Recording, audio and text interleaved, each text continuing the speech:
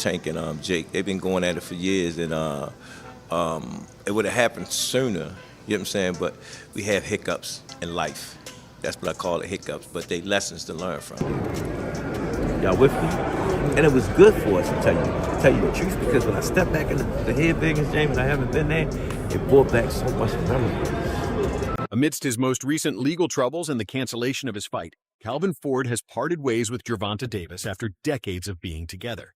He confirmed this in an interview with a famous boxing YouTube channel and said he was done with Tank's inconsistencies. I and Kenny are leaving the team. He's getting into so much trouble, and he's not listening to us. There's no point staying when your fighter does this, Calvin Ford said. With the Tank, what's going on with Tank, and are we going to see, and when are we going to see him back?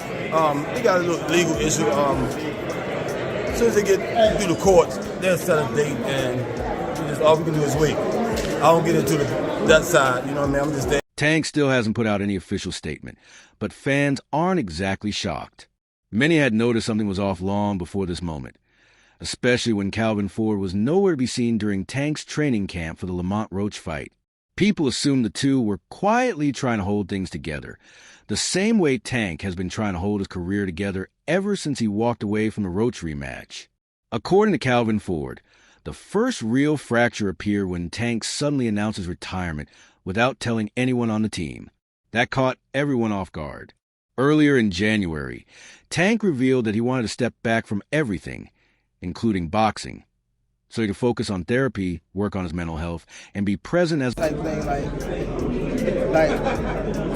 come back and help too. You know what I mean? So it's much love to the whole Mayweather promotion. You know what I mean? Ain't no bad. I want to do therapy, but I feel as though if I do, it would lose the fire that I have inside of me. Girls, and I want them to be much softer and be more humble. What was going through your mind when you heard the decision? Nobody like a draw, you know, from a guy that get knockouts and things like that, but it's cool. I feel like if we fight again, I could do more, and I should have did more. I was lost in you can get knocked out like that, so I'd rather take the knee than, you know, but I ain't really know that you can like get disqualified for all that, or like when you start counting, I'm like, what the hell? But I don't know. Tank, so he wanted to let everything out, all the anger, all the pressure, so he wouldn't even feel the urge to fight again. He explained that becoming a father changed him. With two young daughters looking up to him, he wants to be gentler, calmer, and more grounded. He doesn't want them growing up around the version of him that boxing sometimes brings out. He wants them to learn softness and humility, not rage. With the Tank, what's going on with Tank, and are we going to see, and when are we going to see him back? He got a little legal issue. As soon as they get through the courts, they'll set a date, and all we can do is wait. I don't get into that side, you know what I mean? I'm just there when they need me. This was an eventual result of silent misunderstandings that's been going on in his corner since the build-up to the Lamont Roach fight. I don't even know Calvin for CCO. I know Calvin, you know what I mean? I don't know. He also talked about honesty, not with the world, but with yourself. When you're pretending, pushing through something your heart isn't in, that's when things start to go wrong. He hinted that faking it is far more dangerous than walking away. Right after making those comments, Gervonta Davis headed into a new training camp, this time without Calvin Ford by his side. The team tried hard to keep everything quiet, but looking back, the signs were there all along. The tension didn't start today. It had been simmering beneath the surface since the start of the year. Hey, Tank, real talk. Will Calvin be with you on this fight? Hey, you Tank? Huh? Will Calvin be with you on this fight? I don't know. We gotta see. What do you think about the guy yelling in the back? Did that kind of get... What we're seeing now is simply the outcome of months of quiet tension. The misunderstandings didn't start overnight. They've been building ever since the lead-up to the Lamont Roach fight. And he know when I go spend time with my peace, I'm going through things. You know what I'm saying? When he was there, at least I know where he was at. Because it was something that we didn't do. It was something that we normally do. The trouble really started when Calvin Ford shifted his attention toward younger fighters instead of staying fully committed to Tank. Fans had all kinds of theories, especially the long-standing rumor that Tank doesn't pay his trainers well. Calvin publicly denied that more than once, insisting their bond was more like father and son. He gets what he needs, not a paycheck. But over time, the frustration piled up. Ford grew tired of Tank. You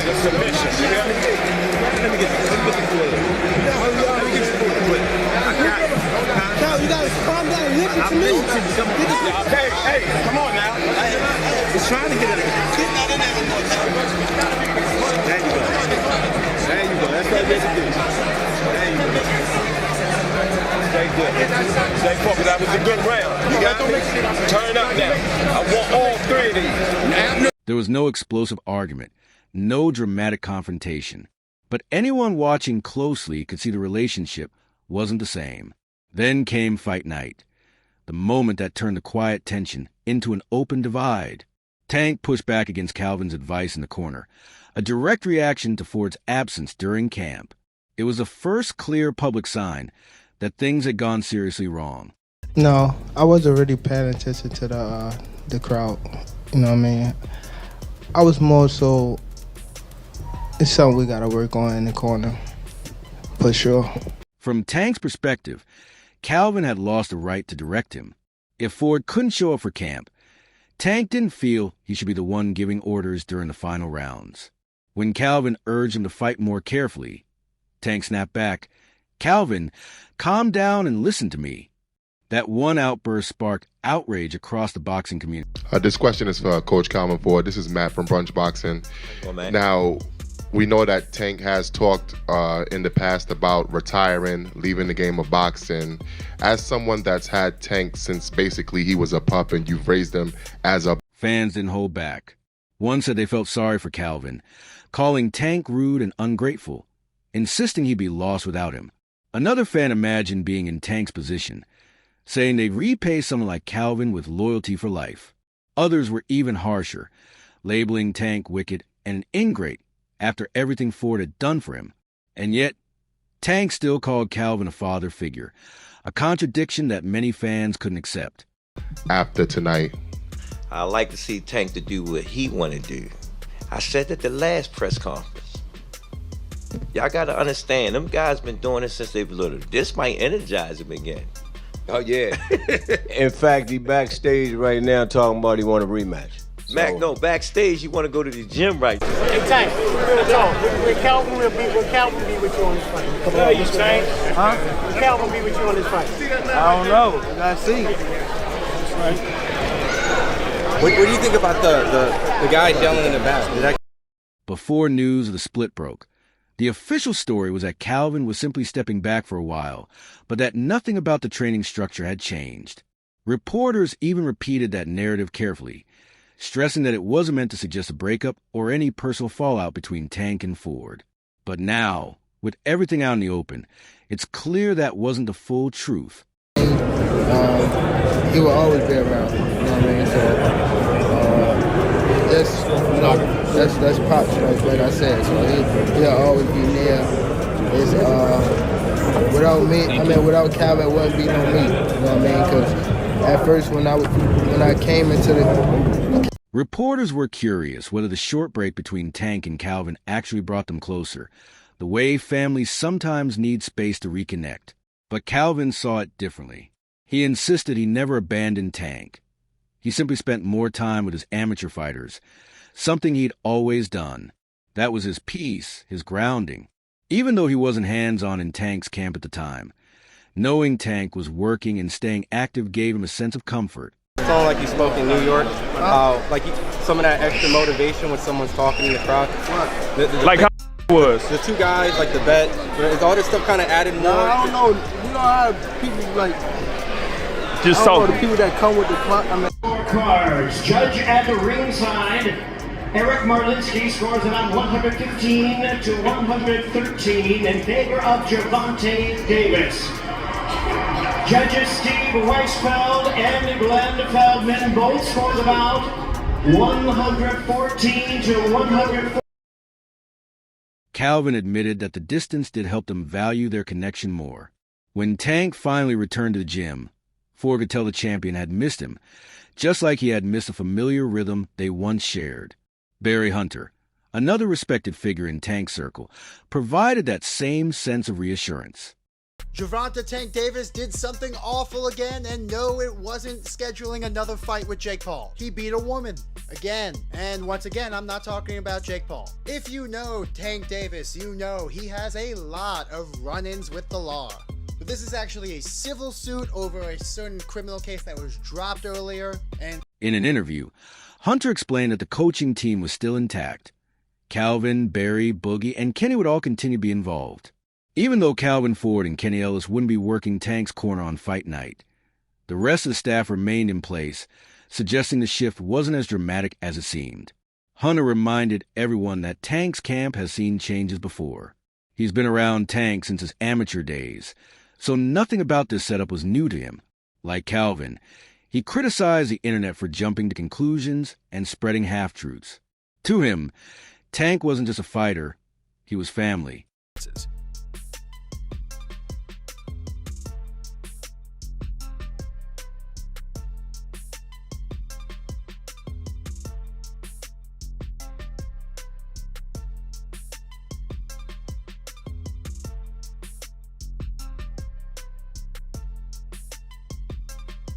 Because of all that, many fans assumed the shakeup was temporary and things would return to normal in a few months.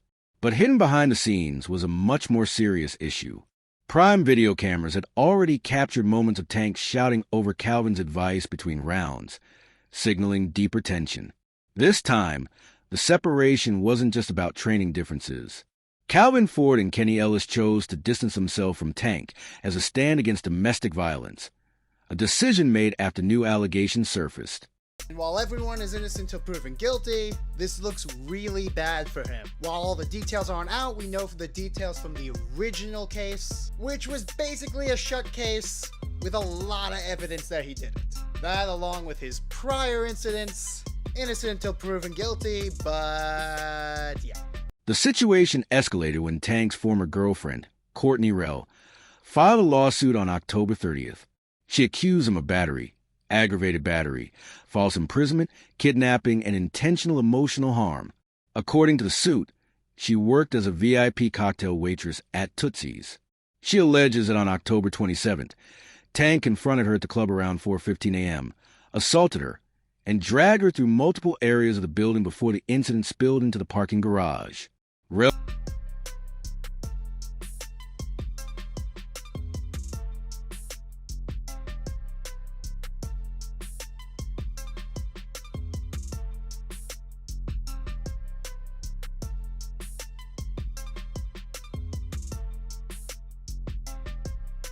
The lawsuit outlines two earlier incidents as well.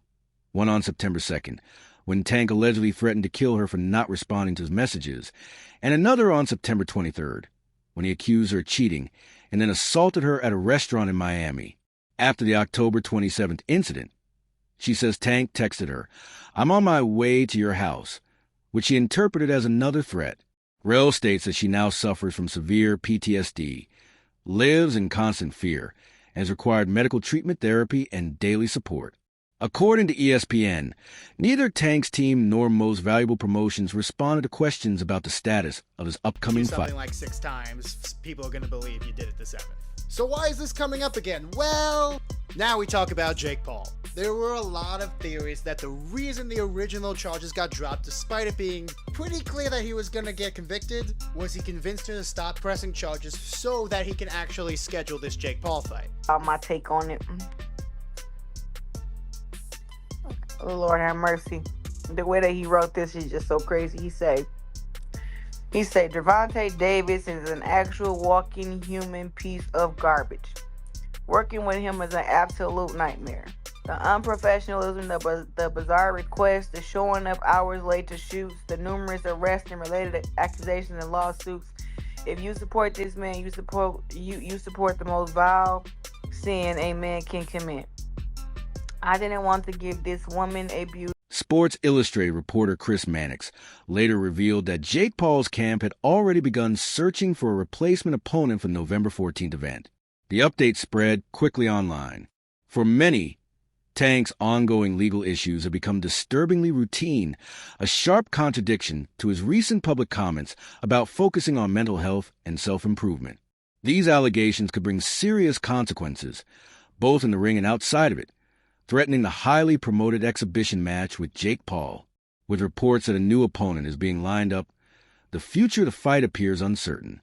Tank has been accused of domestic violence multiple times, and some critics argue that Paul overlooked these red flags for the sake of ticket sales and size advantage. Even Claressa Shields weighed in, calling out Paul for how he handled outside the ring. For some reason, he gets in trouble. You know, I'm not sure what he's going through, or if he is going through something. Man, we wish him, you know, all the best, and hopefully he gets back on a straight line. You know, we always wish that for fighters, because this is a tough sport, you know, that gets into your psyche. Most Valuable Promotions officially shut down the November 14th Netflix event, confirming that Jake Paul will no longer face Gervonta Davis. Paul's business partner, Nakisa Darian, explained that they tried to handle the situation responsibly, but ultimately decided to move forward with a different opponent for a future 2025 date. Tank was no longer an option.